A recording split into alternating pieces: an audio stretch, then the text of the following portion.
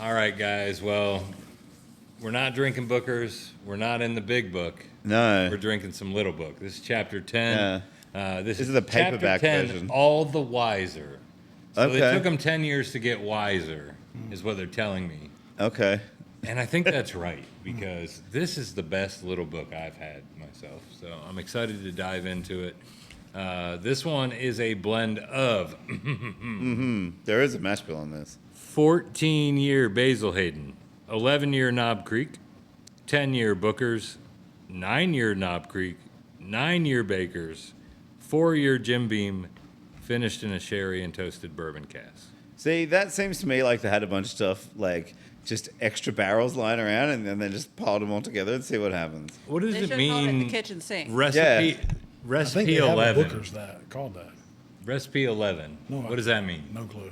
It says recipe 11. Okay. So is Well, that that like- is recipe 11. Okay, recipe evidently. 11 is the 11th time we blended these crazy things together. Yeah. Magic happened. Yeah, because somehow, yeah. This little book is, to me, very, very exciting. So let's dive in and see what you guys find. I find lots of classic Jim Beam things, but in a more fun way. So Okay. see what you guys get. I do think that from this label, it makes it seem like only the 4-year-old is finished in It sherry is. and toasted cask. That is what Okay, it's I didn't saying. realize that before. Huh. Yeah, it's a blend of all those things, and the youngest thing they toasted and sherry finished before putting it into the blend. That is very tasty. Dude, That is very good. It's quite delightful. It Yeah. does Yeah. smell like peanuts on the nose, though. no, it's very Jim Beam. Yeah. It smells Like- like peanuts on the nose. I think the first time I drank it, I said it's like elegant Booker's because that's what it, like. It's classic Jim Beam notes. You get the peanut, you get the Yeah. orange. It is reminiscent of all things Beam, but there's something a little like I put a dress on and I'm feeling classier today. This type of fucking feel to it. You got That's all so, gussied Dad. up. I got all gussied up, man. I don't like it as much as when I tried it the first time. Of course you don't. No. It's all right. You hate everything. We know. The peanut is coming I'm out. gonna get you more. like a goth outfit. I do. We can just like. It does not smell proofy for sure. I do like the color. It's okay. I'm not crazy normally on blends, and these little books have been like all over the damn place. Like, I don't understand the little book series myself. Like, there's nothing cohesive from chapter 1 to 10. It's No. a different book every time. Is it just really their excuse to experiment with some of their stuff and then put out something in limited quantities? Is that really the purpose of the expression, or Maybe. because there's been tequila barrel finishes. I There's still been think- like Okay. is this like the chance for somebody at Jim Beam to get weird? I'm so mad that right now I kind of agree with you. I don't know if it's because of all the other things we've been trying today, but it's not standing up as highly to me right now as it was previously. No, it was better on the fresh crack. Maybe the air is not helping this one, as sometimes it's opposite effect. Sometimes air makes it after Yeah. a week or two, and sometimes it breaks it, and I do think it is not as good as the first time we had it. This confused me the first time I had it. If I had it again right now, I would immediately call Jim Beam. Okay. It's a lot of classic Beam notes, but I will say, I still stand by, this is far better than the other little books I've tried, to me. Other than what was the one? The Infinite, that was like darker. No, the reserves or whatever. Oh, the Booker's Reserve. So yeah, not in the same The series. first one. Yeah. Yeah. But The no, Infinite is not a little book either, is it? Or is it? Also, I thought it was. I don't know. It just comes in the same box and Yeah, they're putting out so slanted many label, so I different. don't know. why not put like a literal miniature book Seriously. on a little thing on there? I mean, that seems to Just a be little mini book. right. Yeah, like a little book. literal book. This is a big Is this the flip flop for me. Yeah. Like before, when we first had this, I really liked it, and now I can't say that I like it. Oh, Oh, whoa, that's I still like it, but not nearly as much as I did the first time, No. personally. I do think it's starting to deteriorate a little Like bit. the notes that I got from it before, I don't taste any of that now. All I taste is peanut. Yeah, Like, it tasted drinks toasty to me It drinks before. like a good Booker's to me. Like, it's not old.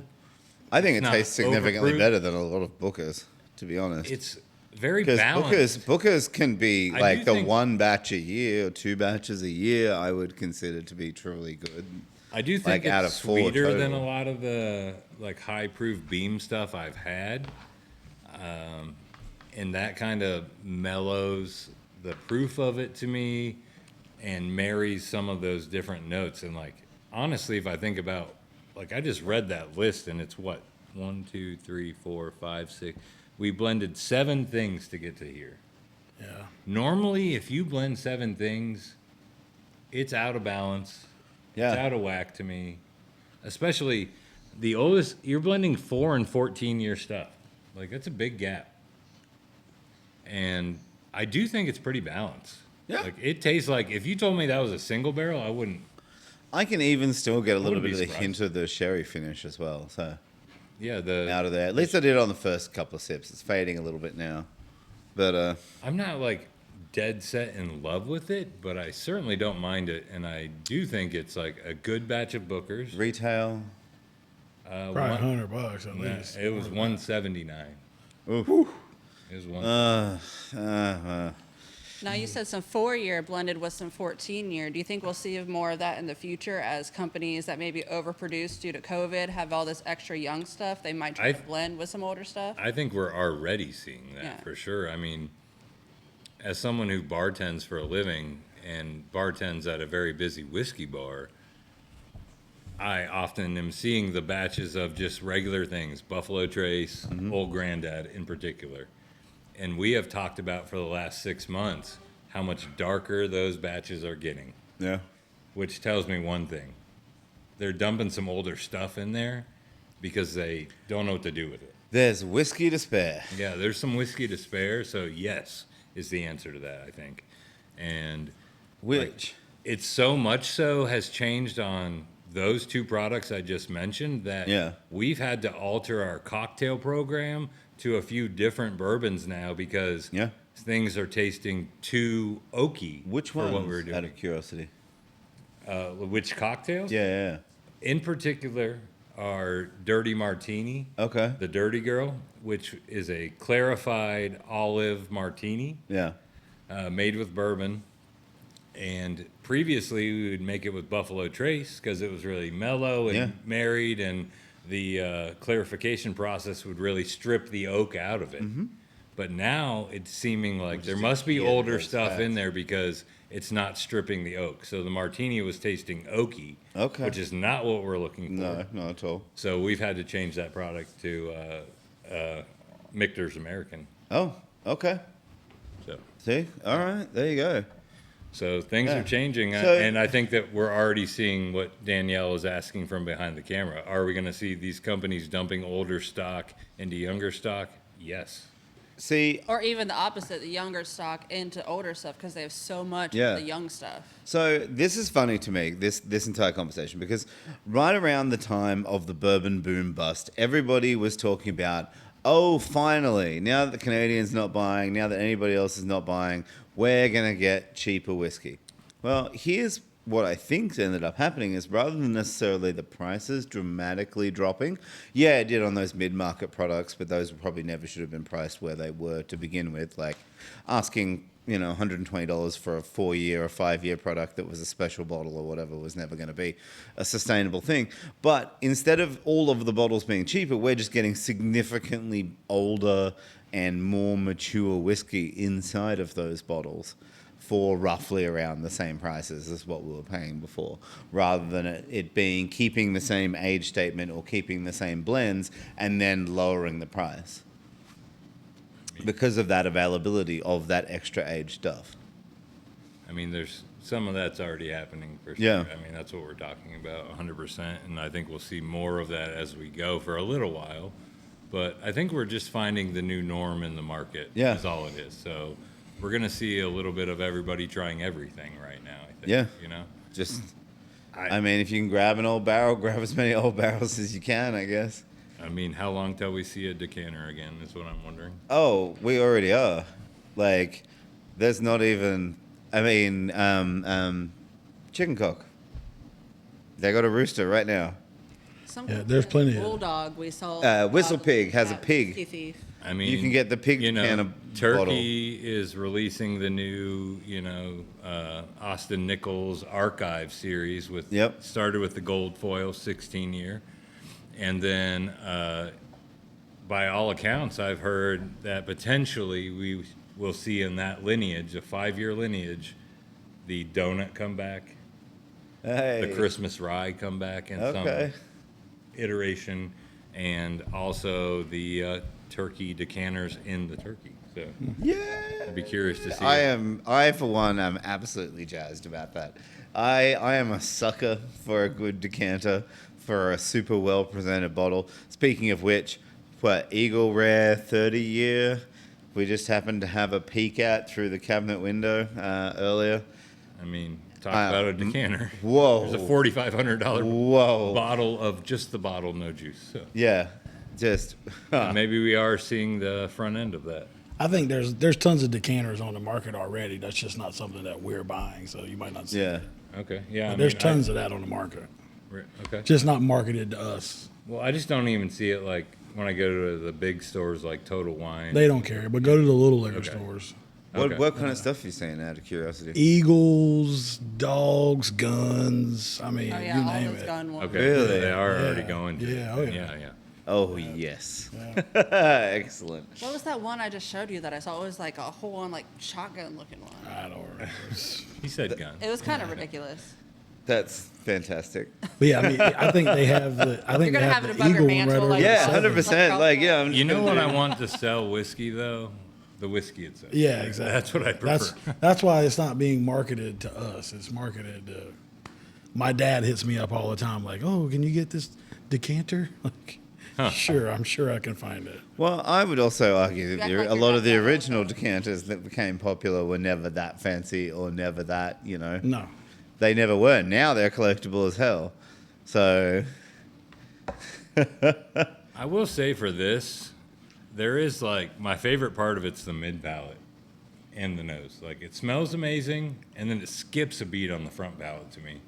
And on the mid palate, it sits, it's sweet, it's inviting, and then on the finish, it kind of now is running away. When it was fresh, it's stuck. Like I remember the first time you had it, it was blind to you, and you were like, I don't know what that is, but it's good. And it tastes completely it different. does now. taste completely different a week later.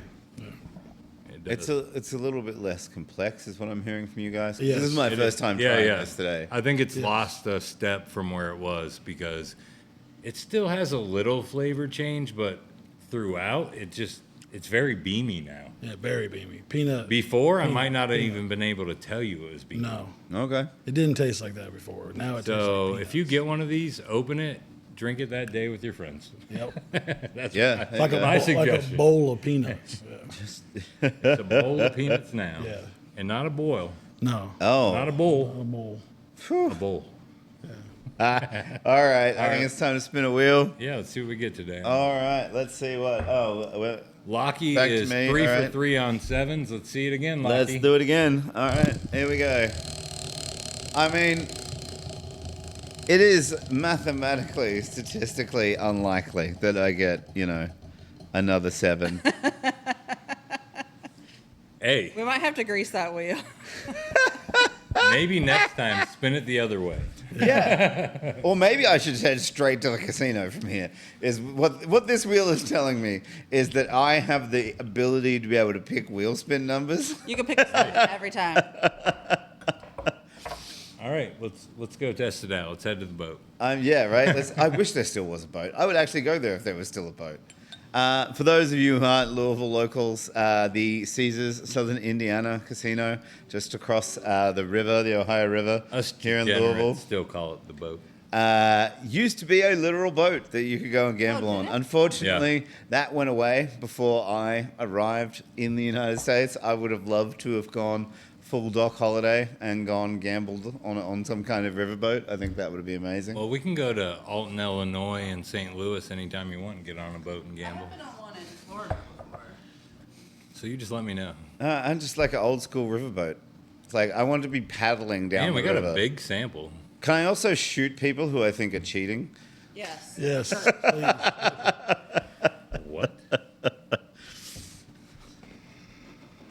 I get. It's like a big hookah tobacco Oh, thing to me. my goodness. Okay. Like Hookah. pot still. That could not be more different from that. No. We Like went a just total 180 degree. Yep. Whoop around. 100% went the opposite way Oh. of where we are now. What in the world? Citrus. I'll say it's funny because lemon I don't think it was pledge. this episode, but maybe last episode you guys were talking about something similar. I get like Oh. a tawny wine thing here, big time. I get citrus. Yeah, I would go Citrus, caramelly, vanilla-y. some sort of like high west wine finish or something. So I've been Oh. trying to figure out when I say tawny wine Yeah. What is in the that? double blind or on this podcast, what the hell am I talking about? And three Like, times you in a talking row about in the double port? blind, Like, specifically? it's ended up a weeded product. So I'm curious to see. Like, it's like port? Like when you... Like yes, like a tawny port. Yes. Tawny wine is not something that we have. Tawny port. It's the same things that always confuse me. It's wheat, some sort of wine finish, pot still.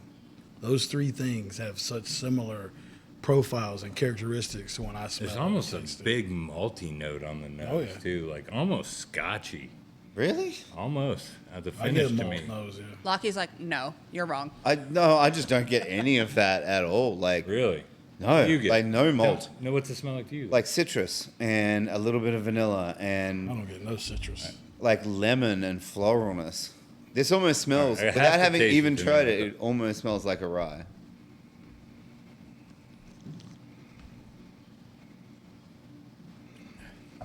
It is not a rye. Okay. Oh. Okay. There's that tawny, there's that like wine finish, sweet wine finish.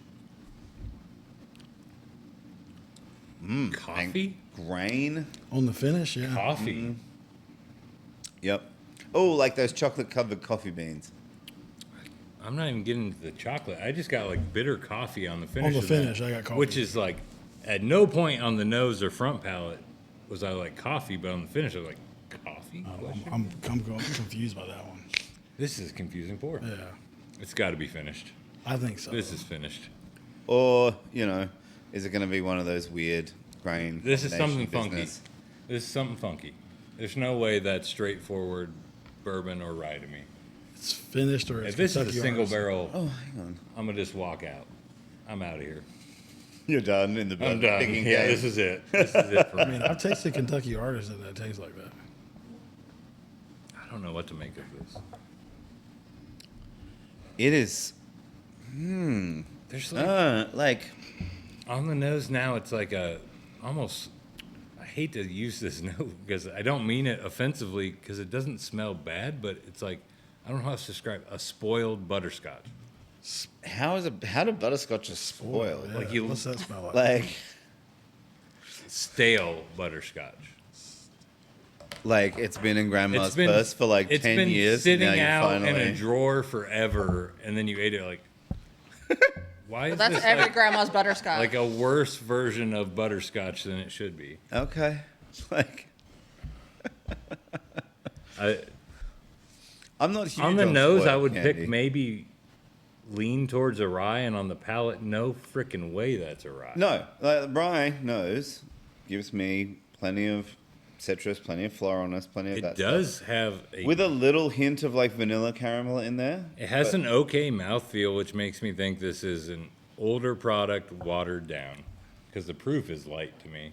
Although I'm like breathing a little extra proof at the end that I don't get on the palate. I get almost no proof off that, really, at all. That's like Like, around my the- guess is going to be like 90. I'm at like 100 proof, maybe 105 because of that late like Was that 112?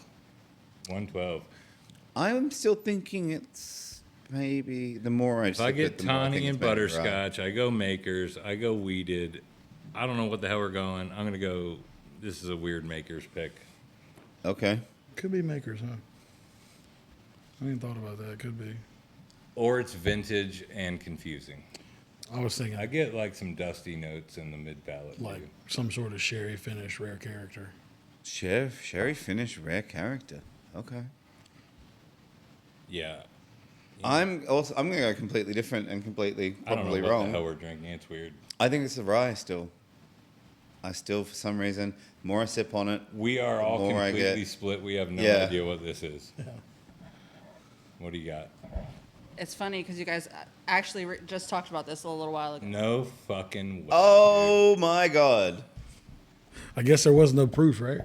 Yeah. Yeah, And 90. it I was drinks dead like- on. I hit the. And I dead said on. when we mentioned this before, Read it out loud. it drinks like Kentucky bourbon. So this is 1964 Dickel powder horn. Oh my God. 90 proofer. Wow. My favorite Dickel of all time. Apparently. Apparently. He loves that Dickel. I love Dickel in my mouth. It's, you know, if it's I from mean- 1964 exclusively. You picked the vintage side.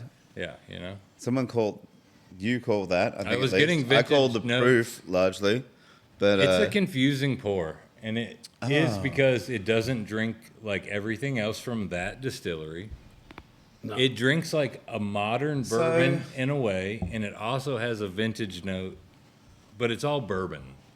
But okay. this is Tennessee whiskey, so interesting stuff here. That I mean, I probably forgot to say somewhere along the lines of attempting to believe we guess didn't that I say don't raisin. dislike it. Like I actually like it a reasonable amount. It was just confusing as hell. No, it's just a wildly intriguing pour, and I think it doesn't drink well with this before it, the Little Book. No. Like, there's some similarities that mesh and don't mesh here and kind of throw off the second pour. That is from 1964. It drinks like modern bourbon. Like It's fresh, What? light. Like, this is a wild pour. And this is... that would have been. I put that sample in the box. That is my bottle. That's what happened. I keep rolling sevens. So, man. I do get now on the reveal, you know, in the value of Captain Hindsight, right? Like I It's get so a little bit of the prune juicy vintage. to me now. Yeah, I could make myself come around to the vintage notes now that we know. Yeah. yeah, but I get like... I mean, I could have sworn that was made in the last 4 or 5, 6 That's years. what I'm saying. Every time I drink Like- it, and that's what surprises people when I share it with them, is this pour drinks like modern bourbon, but it's vintage Tennessee whiskey, not in the profile of every other Dickel we've ever tried. It's a truly fascinating pour, and if you find one of these powder horns, you buy it, you share it with me, and we'll see you next time. Stay classy, bourbon drinkers. Yeah, 100%. Send me that. Wow.